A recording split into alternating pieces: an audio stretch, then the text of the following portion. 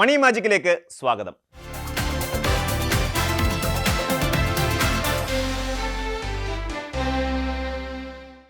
ഇന്നത്തെ ഡിജിറ്റൽ സാമ്പത്തിക ലോകത്ത് ബാങ്ക് വായ്പകൾക്കും ക്രെഡിറ്റ് കാർഡുകൾക്കും അപേക്ഷിക്കുമ്പോൾ നമ്മുടെ മാസവരുമാനത്തോളം തന്നെ പ്രാധാന്യമുള്ള ഒന്നാണ് സിബിൽ സ്കോർ.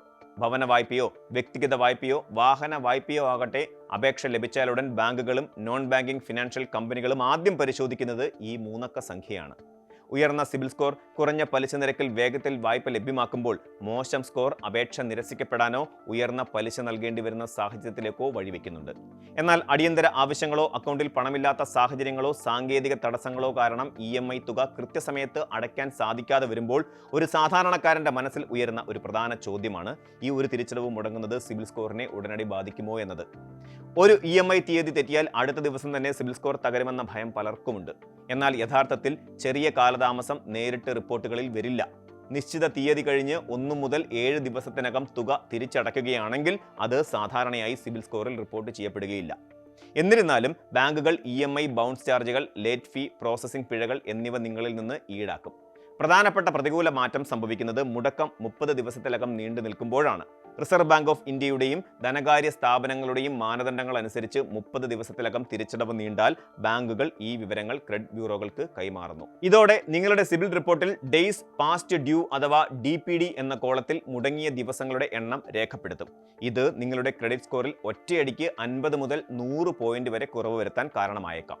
തിരിച്ചടവിലെ വൈകൽ 60 മുതൽ 90 ദിവസങ്ങളിലേക്ക് നീളുമ്പോൾ അവസ്ഥ കൂടുതൽ സങ്കീർണമാകുന്നു. ഈ ഘട്ടത്തിൽ വായ്പ നൽകിയ ബാങ്കുകൾ നിങ്ങളെ ഉയർന്ന റിസ്ക് പ്രൊഫൈലിൽ ഉൾപ്പെടുത്തുകയും റിക്കവറി ഏജൻസികൾ വഴിയോ നേരിട്ടോ കുടിശ്ശിക പിരിച്ചെടുക്കാൻ ശക്തമായ പിന്തുടരുകൾ ആരംഭിക്കുകയും ചെയ്യും.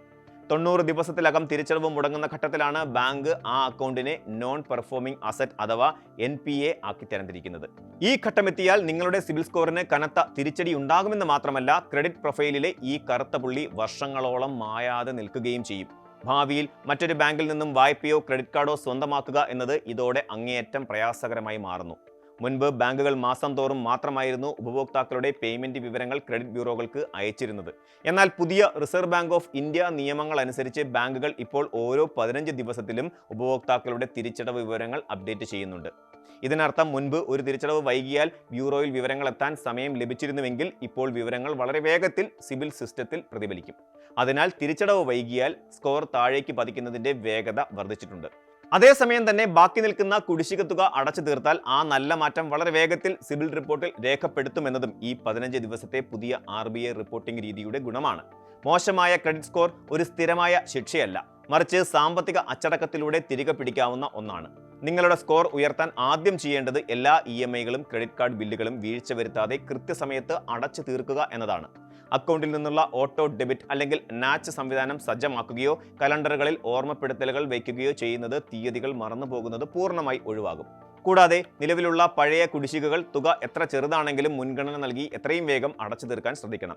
വായ്പ അടച്ചു തീർത്താൽ ബാങ്കിൽ നിന്നും നോ ഒബ്ജക്ഷൻ സർട്ടിഫിക്കറ്റും അക്കൗണ്ട് ക്ലോസ് ചെയ്തതിന്റെ തെളിവും വാങ്ങി സൂക്ഷിക്കേണ്ടത് അത്യാവശ്യമാണ്. ക്രെഡിറ്റ് കാർഡ് ഉപയോഗിക്കുന്നവർ എപ്പോഴും ശ്രദ്ധിക്കേണ്ട ഒന്നാണ് ക്രെഡിറ്റ് യൂട്ടിലൈസേഷൻ റേഷ്യോ. നിങ്ങൾക്ക് അനുവദിച്ചിട്ടുള്ള ആകെ ക്രെഡിറ്റ് പരിധിയുടെ 30% കൂടുതൽ തുക പ്രതിമാസം ചെലവാക്കാതിരിക്കാൻ ശ്രദ്ധിക്കണം. ഉദാഹരണത്തിന് 1 ലക്ഷം രൂപ പരിധിയുള്ള ക്രെഡിറ്റ് കാർഡിൽ നിന്ന് 30,000 രൂപയിൽ കൂടുതൽ സ്ഥിരമായി ഉപയോഗിക്കുന്നത് ബാങ്കുകൾ സാമ്പത്തിക സമ്മർദ്ദത്തിന്റെ ലക്ഷണമായി കാണുന്നു. കുറഞ്ഞ ക്രെഡിറ്റ് ഉപയോഗം സ്കോർ വർദ്ധിപ്പിക്കാൻ നിങ്ങളെ സഹായിക്കും. അതുപോലെ തന്നെ ചുരുങ്ങിയ സമയത്തിനുള്ളിൽ ഒന്നിലധികം ബാങ്കുകളിൽ ലോണിനായി അപേക്ഷിക്കുന്നത് സാമ്പത്തിക അസ്ഥിരതയുടെ ലക്ഷണമായി കണ്ട് സ്കോർ കുറയ്ക്കാൻ വഴിയൊരുക്കും. നിങ്ങളുടെ ക്രെഡിറ്റ് റിപ്പോർട്ട് വർഷത്തിലൊരിക്കലെങ്കിലും സൗജന്യമായി പരിശോധിക്കുന്നതും അതിൽ ബാങ്കുകളുടെ ഭാഗത്തു നിന്ന് വന്ന തെറ്റായ രേഖപ്പെടുത്തലുകൾ ഉണ്ടെങ്കിൽ സിബിൽ ബ്യൂറോ വഴി ഉടൻ തിരുത്തുന്നതും മികച്ച ഒരു സാമ്പത്തിക ചരിത്രം നിലനിർത്താൻ നിങ്ങളെ സഹായിക്കും. സാമ്പത്തിക അച്ചടക്കവും കൃത്യമായ മുൻകരുതലുകളുമാണ് ആരോഗ്യകരമായ ഒരു സിബിൽ സ്കോറിന്റെ അടിസ്ഥാനം. യാദൃശ്ചികമായി സംഭവിക്കുന്ന ഒരു ചെറിയ വീഴ്ച വലിയ സാമ്പത്തിക പ്രയാസങ്ങളിലേക്ക് വഴിമാറാതിരിക്കാൻ തിരിച്ചടവ് തീയതികൾ എപ്പോഴും ശ്രദ്ധ പുലർത്തേണ്ടതുണ്ട്. ഭാവിയിൽ അടിയന്തര സാമ്പത്തിക ആവശ്യങ്ങൾ വരുമ്പോൾ ബാങ്കുകളുടെ വാതിലുകൾ നമുക്കായി എളുപ്പത്തിൽ തുറക്കപ്പെടണമെങ്കിൽ സിബിൽ സ്കോർ എന്ന സാമ്പത്തിക സ്വഭാവ സർട്ടിഫിക്കറ്റ് മികച്ചതായി സൂക്ഷിക്കുക തന്നെ വേണം. കൂടുതൽ വാർത്തകൾക്ക് news 18 Keralam YouTube channel subscribe ചെയ്യുക.